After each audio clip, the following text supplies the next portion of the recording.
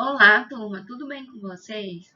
Hoje a gente vai dar andamento para mais um tema, né? Hoje vamos falar sobre máquinas térmicas. O meu nome é Oliane Max e esse conteúdo é um conteúdo do sétimo ano. As máquinas térmicas, né, são também conhecidas como máquinas a vapor ou motor a vapor. Essas máquinas, né, uma máquina térmica que irão realizar trabalho, né, por elas trocas de calor. E aí, a energia térmica flui na forma de calor. E como é que será que essa energia térmica vai fluir? Ela sempre vai fluir de um corpo, né, mais quente, de um material mais quente, de maior temperatura, para um de menor temperatura. Então, essas máquinas térmicas, né, elas vão fazer essa permuta, né, de um corpo de maior energia para um material de menor temperatura. E é importante a gente saber que parte dessa energia ela vai ser transformada em trabalho, que vai movimentar pistões e rodas. Então, essa energia vai ser necessária, né, para utilizar nesses dois elementos. E aí está a importância, né, dessas máquinas térmicas. A gente vai dar continuidade, né, com esse exemplo que a gente tem aqui, essa imagem, né, de um esquema simplificado, né, do funcionamento de parte de uma máquina a vapor. Essa máquina, ela vai funcionar através do vapor, né, que é produzido nela. E aí a gente tem essa imagem ilustrativa, onde a gente vai ver, deixa eu pegar o cursor para vocês entenderem. Aqui nessa imagem, de início, a gente vai ter a entrada de água de refrigeração, né, que ela vai passar por esse condensador e entra nessa tubulação. E aí o vapor ele se condensa e a água líquida pode voltar para a caldeira. Uma parte condensa e a outra pode voltar para a caldeira.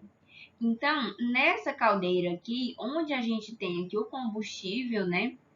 E essa água que entrou, ela vai entrar em ebulição. E quando ela entra em ebulição, a gente sabe que ela vai soltar um vapor. E vai ser justamente esse vapor que vai, né, fazer a entrada nessa outra parte aqui, vai passar por essa válvula e uma parte desse vapor vai entrar nesse pistão, né? Que ele, através desse vapor, vai ser acionado e vai gerar um movimento. Então, esse vapor vai gerar energia para essa máquina. E aí, boa parte desse vapor também volta aqui, ó, para essa parte do condensador. E essa água, né, vai sair e esse vapor vai sair na forma de água quente, entenderam? Então, essa é uma forma, né, de máquina térmica, que realiza trabalho através do vapor.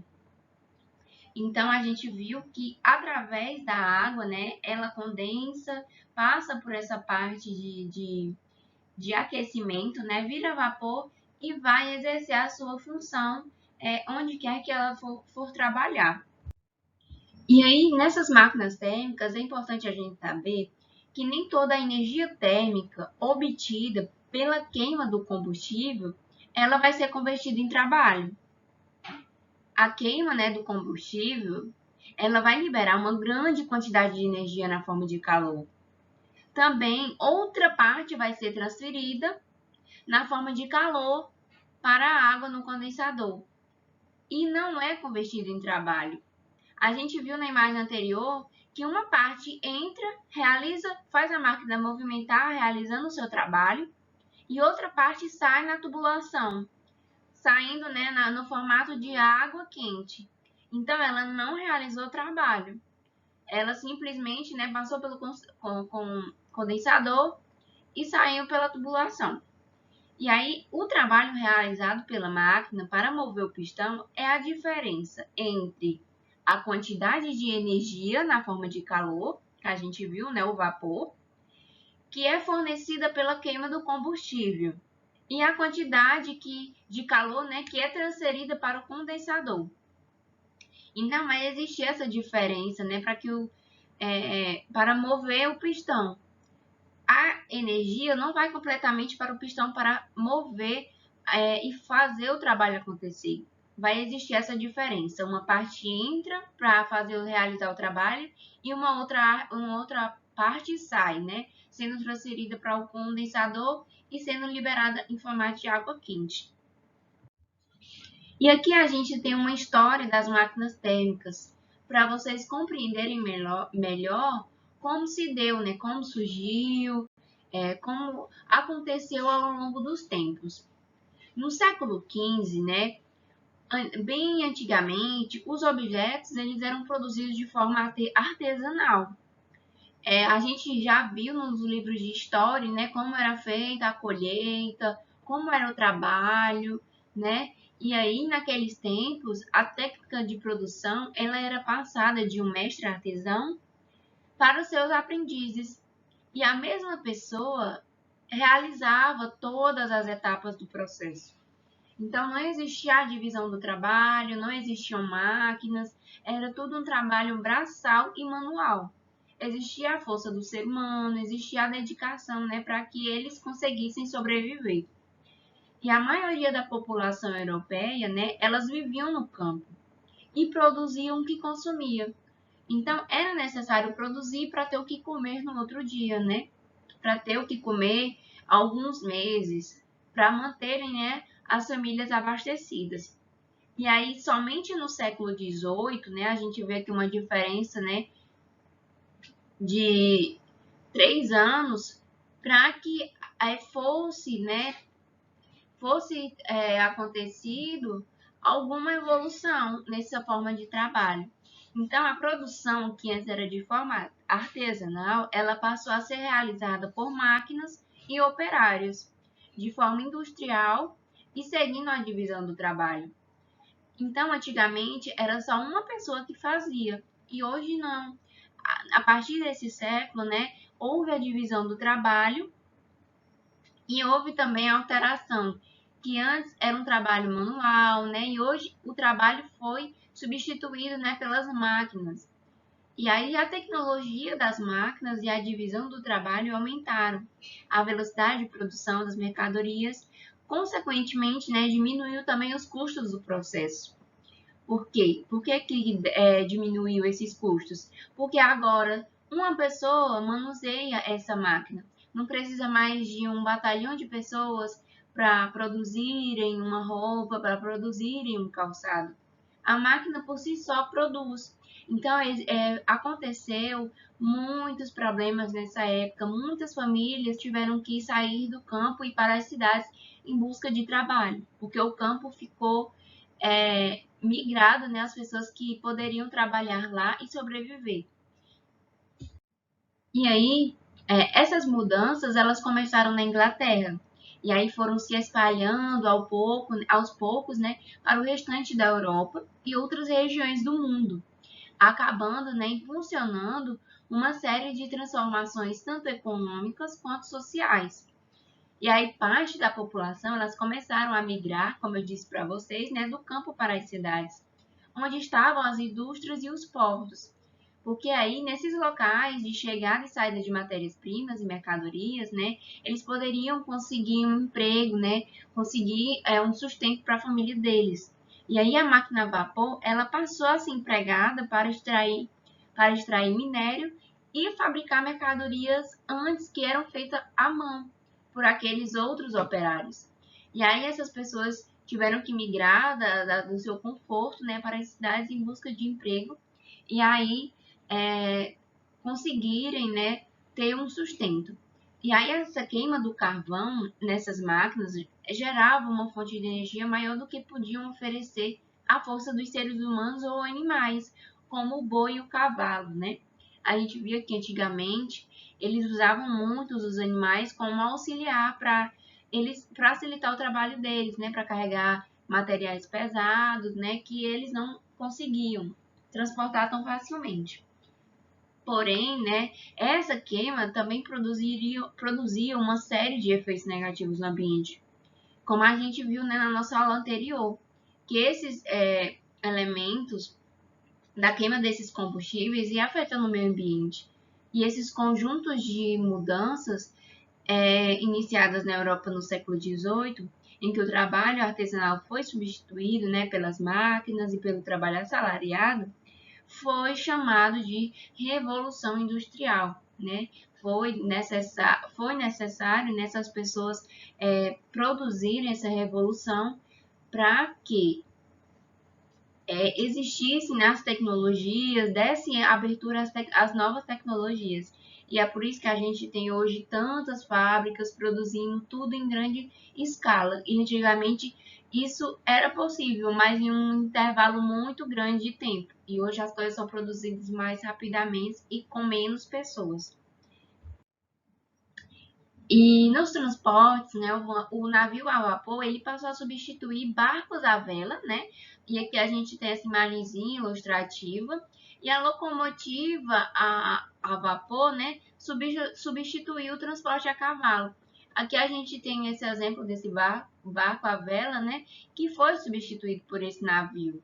E aí, aqui cabia poucas pessoas. E aqui já conseguiria transportar muita mercadoria, muitas pessoas. Então, a tecnologia foi tomando de conta, né, aos poucos, dos meios sociais e acabando influenciando na sociedade. E aqui a gente tem a diferença, né, que os animais eram utilizados. Aqui nessa imagem temos esse cavalo, né, que está passando fome praticamente, carregando muito bagagem. E foi substituído, né, por esses trens, né, essas maquinarias.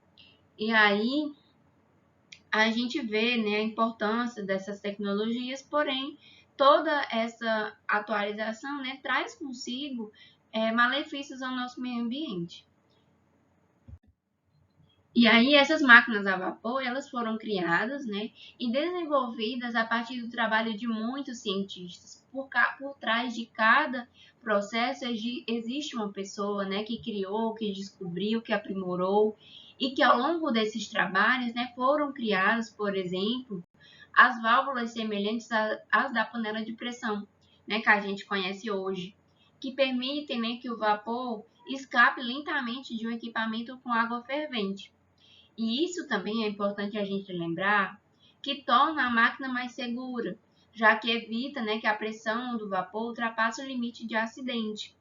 Eu não sei se já aconteceu na casa de vocês, mas a gente ouve muito falar, a panela de pressão explodiu. Mas por que explodiu? Porque a válvula, né, que faz com que o ar da panela saia estava entupido, estava quebrado e não desempenhou a sua função. E acabou, né, que o ar foi acumulado dentro da panela de pressão e ocasionou, né, essa explosão, porque não foi suficiente, né, caber tanto vapor dentro da panela. E aí acaba saindo fora, mas de uma forma agressiva, né, podendo machucar as pessoas.